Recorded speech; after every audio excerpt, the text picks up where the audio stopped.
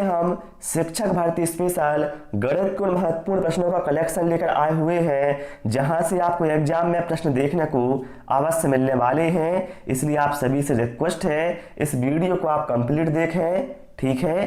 तो चलिए बिना समय गवाए शुरू करते हैं साथियों हम प्रश्न क्रमांक 1 से। चलिए इसको हम सॉल्व करते हैं। यहाँ पर कहा गया है 6772 किलोग्राम कितने टन का होगा। अब देखिए भाई, हम सभी जानते हैं कि 1 टन बराबर कितना होता है। 1 टन बराबर होता है 1000 किलोग्राम, ये तो आप सभी जानते हैं, ठीक है। अब देखिए यहाँ पर कितना है 6772 किलोग्राम, इसको हमें टन में चेंज करना है। मतलब क्या है, छोटी यूनिट से हमें बड़ी यूनिट में जाना है। तो हम क्या करेंगे, 6772 में 1000 से भाग लगा देंगे। जब आप भाग लाएंगे तो कितना मिलेगा, देखिए भाई यहाँ पर देखिए 3 जीरो है, तो यहाँ पर क्या है, पीछे से 3 अंक बाद दशमलव आ जाएगा। मतलब क्या है, 6772 लिखा हमने और यहाँ पर 3 जीरो है, तो पीछे से 3 अंक बाद दशमलव, तो 2 3 तो 6772 मतलब 6.772 टन यहाँ पर करेक्ट आंसर होगा। ऑप्शन बी यहाँ पर हमारा राइट आंसर हो जाएगा।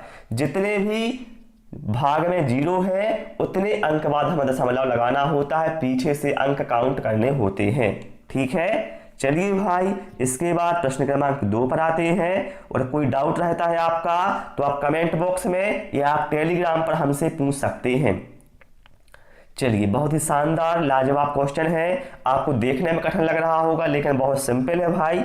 यहाँ पर कहा गया है यदि a अनुपात 5 बराबर b अनुपात 7 बराबर c अनुपात 8 है तो a plus b plus c upon a का मान ज्ञात करें। अब देखिए भाई, यहाँ पर a b c का मान आप कैसे निकालेंगे। देखिए यहाँ पर हमें दिया है a अनुपात 5, ठीक है, और b अनुपात 7 और c अनुपात 8। देखिए जो भी इनके अनुपात हैं वही मान इनके होंगे। मतलब क्या है, a का मान कितना हो जाएगा, a का मान हो जाएगा 5, b का मान कितना हो जाएगा 7 हो जाएगा और c का मान कितना हो जाएगा 8 हो जाएगा। बस अब हम मान किसका निकालना है, a plus b plus c upon a का। तो इसमें a b c का मान रख दो। तो a का मान कितना है 5, धन b का मान कितना है 7, धन c का मान कितना है 8, अपॉन में कितना आना है a मतलब 5। तो 5 और 7 12 और धन 8 कितना हो गया, ऊपर हो गया 20 और नीचे 5। 20 में भाग लगाया 5 से तो हमें मिला 4। तो मतलब इसका जो मान है वो कितना आ जाएगा, 4 आ जाएगा। ऑप्शन ए यहाँ पर हमारा राइट आंसर हो जाएगा। क्लियर। चलिए भाई, इसके बाद आते हैं हम प्रश्न क्रमांक 3 पर। और आप सभी लोगों से रिक्वेस्ट है, वीडियो पसंद आ रहा है तो वीडियो को लाइक करें, शेयर करें और चैनल को सब्सक्राइब भी करें, क्योंकि इसी तरह के क्वेश्चन आपके शिक्षक भर्ती एग्जाम में बार बार आते हैं। आप चाहें तो कोई भी पेपर देख सकते हैं। एक बंद अर्धवृत्त की परिधि ज्ञात कीजिए यदि उसका व्यास 28 सेंटीमीटर है। देखिए यहाँ पर मैंने आपको समझाने के लिए बंद अर्धवृत्त बनाया हुआ है, ठीक है। आप यहाँ पर जैसा डायग्राम में देख सकते हैं, ठीक है। अब भैया बंद अर्धवृत्त की परिधि क्या होगी, देखिए यहाँ से लेकर यहाँ तक और ए वाला, इन सभी को जोड़ देंगे तो ये परिधि होगी। तो चलिए इसको हम सॉल्व करते हैं। तो अर्धवृत्त की परिधि के लिए सूत्र होता है, क्या होता है, बंद अर्धवृत्त की परिधि के लिए सूत्र होता है पाई आर प्लस 2r, ठीक है। ये होता है बंद अर्धवृत्त की परिधि का सूत्र। आप चाहे तो इसको नोट कर लें, पाई आर प्लस 2r।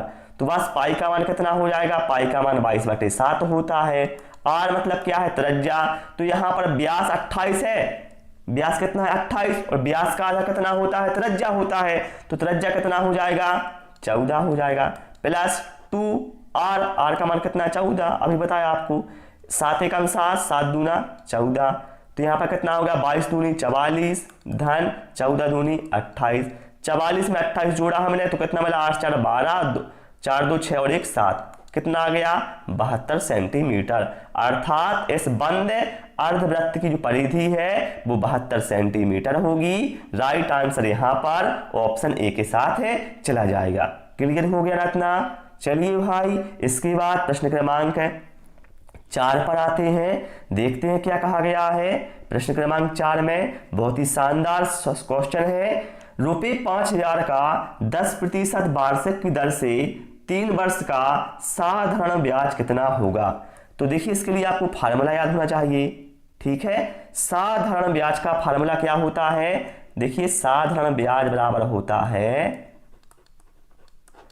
क्या होता है फार्मूला, मूलधन गुणित दर गुणित समय और इसके भाग में आता है 100।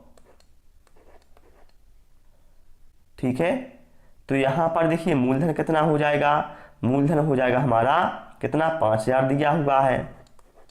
ठीक है, गुणित दर कितना है, 10 है, गुणित समय कितना है, 3 वर्ष है, भाग में कितना है, 100 है। अब देखिए 2 जीरो से 2 जीरो कैंसिल हो गए, ऊपर कितना बचा, 50 गुणित 10 कितना हो गया, 500 हो गया। 500 में गुणा किया 3 का तो कितना हो गया, 1500 हो गया। तो आपका जो साधारण ब्याज है वो कितना आ गया, 1500 आ गया। ठीक है, तो ऑप्शन बी यहाँ पर राइट आंसर हो जाएगा। एग्जाम में ऐसा नहीं है सारे क्वेश्चन आपको कठिन मिलेंगे। ठीक है, उसमें सभी तरह के क्वेश्चन दिए रहते हैं, इजी भी रहते हैं, मीडियम भी रहते हैं और हाई लेवल के इसमें 2 से 3 क्वेश्चन ही आते हैं बस।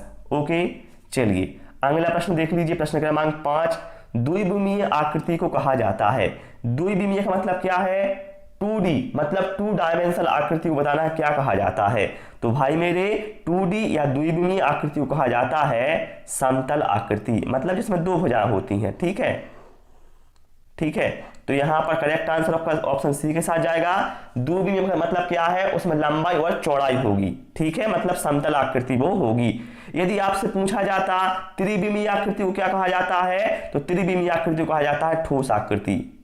ठीक है, फिलहाल यहां पर राइट आंसर हमारा ऑप्शन सी के साथ है, चला जाएगा। ओके, चलिए भाई इसके बाद प्रश्न क्रमांक 6 पर आते हैं। निम्न में से कौन सा सही है, बताना इन सभी में से कौन सा सही होगा। चलिए अब देखिए यहां पर लिखा है ऑप्शन ए में 1 मीटर 2 सेंटीमीटर बराबर 1.2 मीटर। तो मेरे भाई 1 मीटर 2 सेंटीमीटर बराबर होगा 1.02 मीटर, लेकिन यहाँ तो क्या है 1.2 मीटर की बात की गई है, तो ये गलत है। यहाँ पर कितना आना चाहिए, यहाँ पर आना चाहिए 1.02 आना चाहिए।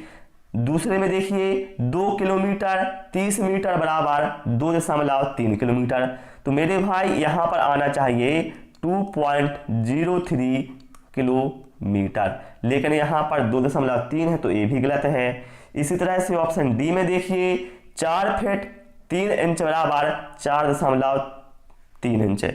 देखिए 4 फीट 3 इंच बराबर आना चाहिए 4.25 इंच, लेकिन यहाँ कितना दिया है 4.3 दिया है, मतलब ऑप्शन डी भी गलत है। ऑप्शन सी में देखिए 12 सेंटीमीटर 3 मिलीमीटर बराबर 12.3 सेंटीमीटर, तो ये बिल्कुल सही है। ऑप्शन सी यहाँ पर राइट आंसर होगा, केवल ऑप्शन सी यहाँ पर सही है, बाकी ऑप्शन ए, ऑप्शन बी और ऑप्शन डी क्या है, गलत है।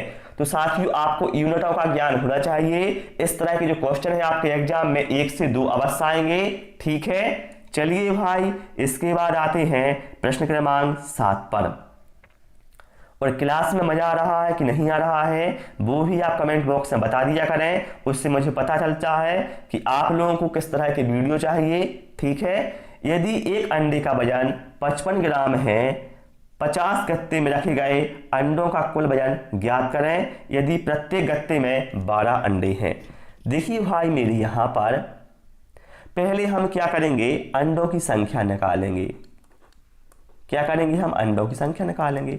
तो देखिए अंडों की संख्या कितनी हो जाएगी, गत्ते यहां पर कितने हैं 50 और हर गत्ते में कितने हैं 12 अंडे हैं।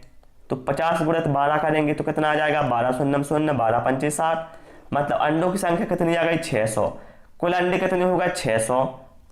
अब देखिए एक अंडे का वजन कितना है 55 ग्राम है, तो 600 अंडों का वजन कितना होगा, तो 600 में हम गुणा कर देंगे 55 का। बहुत सिंपल है ये तो, 55 शून्य शून्य 55 शून्य शून्य 55 छक्के 330, ये आ गया हमारा ग्राम में। अब लेकिन यहाँ पर जो आंसर है वो किस में दिए हैं, किलोग्राम में दिए हैं। तो ग्राम को किलोग्राम में चेंज करने के लिए हम क्या करते हैं, उसमें 1000 से भाग लगाते हैं। तो 1000 से भाग लगाएंगे, क्यों लगाएंगे, क्योंकि 1 किलोग्राम बराबर होता है 1000 ग्राम, इसलिए यहाँ पर हम 1000 से भाग लगाएंगे। तो ये 3 जीरो ऊपर है 3 जीरो नीचे है तो कैंसिल हो जाएंगे। तो ऊपर बचेगा केवल 33 जो कि हमारा किलोग्राम में होगा। तो ऑप्शन बी यहाँ पर भाई हमारा करेक्ट आंसर हो जाएगा। क्लियर ना, कोई डाउट तो नहीं किसी को। चलिए भाई इसके बाद आते हैं हम प्रश्न क्रमांक नेक्स्ट पर। यदि 72 आदमी 280 मीटर लंबी दीवार 21 दिनों में बनाते हैं तो कितने व्यक्ति 100 मीटर लंबी दीवार 18 दिनों में बना लेंगे। साथियों जब इस तरह के क्वेश्चन आते हैं तो इसमें साथियों आपको एक फार्मूला हमेशा ध्यान रखना होता है, m1 d1 h1 upon w1 बराबर m2 d2 h2 upon w2। यदि आपको ये फार्मूला पता है तो इसमें से इन चारों में से आपको 2 या 3 या 4 दिए जाएंगे, ठीक है, तो भी आप आंसर फाइंड कर सकते हैं। कैसे करेंगे, देखिए यहाँ पर m1 मतलब कितने हैं, मतलब आदमियों की संख्या। तो पहली कंडीशन में आदमी कितने हैं 72, तो ना 72 लिख दिया, ठीक है। फिर D1 का मतलब कितना है, कितने दिन लगते हैं पहली कंडीशन में, तो 21 दिन लगते हैं। तो यहाँ पर D1 का मान कितना हो जाएगा 21 हो जाएगा। घंटों की यहाँ पर बात नहीं की गई है तो हम घंटों को छोड़ देंगे। W1 क्या है, कार्य है, कार्य कितना करते हैं वो 280 मीटर लंबी दीवार बनाते हैं। तो अपॉन में कितना आ गया 280, ये कार्य है W, ठीक है। फिर दूसरी कंडीशन में देखिए व्यक्ति कितने हैं, तो भैया व्यक्ति हमें फाइंड करना कितने व्यक्ति, तो यहाँ पर m2 ही लिखा रहने देंगे।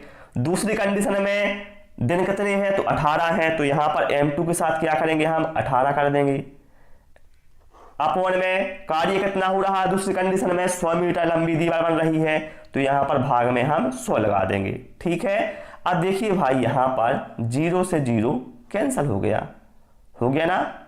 अब देखिए 18 एकम 18, 18 चौके 72 कट गया 4 से, फिर 4 एकम 4, 4 सत्ते 28 हो गया।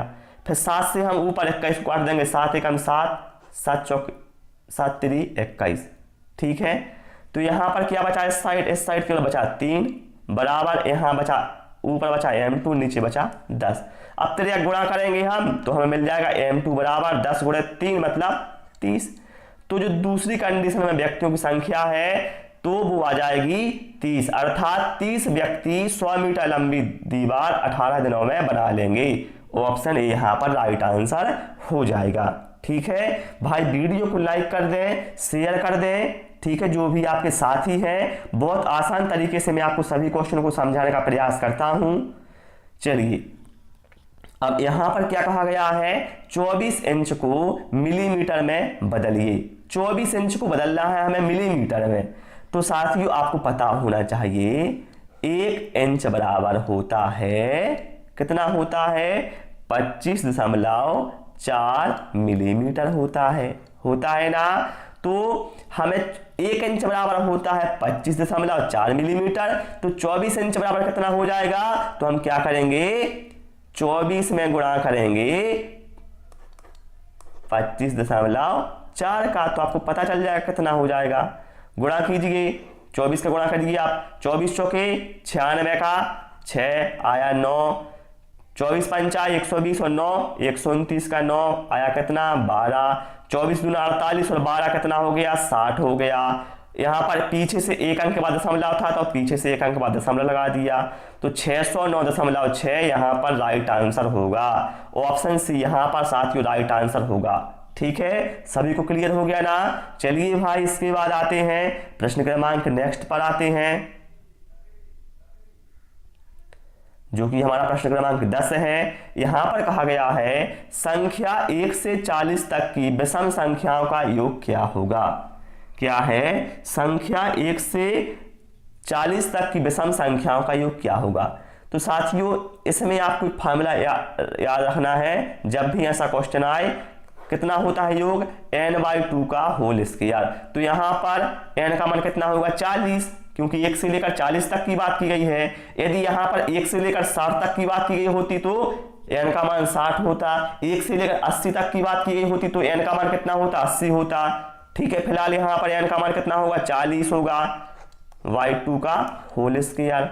अब देखिए 2 1 2 20 बार चला गया, तो यहाँ पर ब्रैकेट में कितना बचा 20 का वर्ग, तो 20 का वर्ग कितना होता है 400 होता है, तो कितना हो जाएगा 400 हो जाएगा। ऑप्शन डी यहाँ पर राइट आंसर हो जाएगा।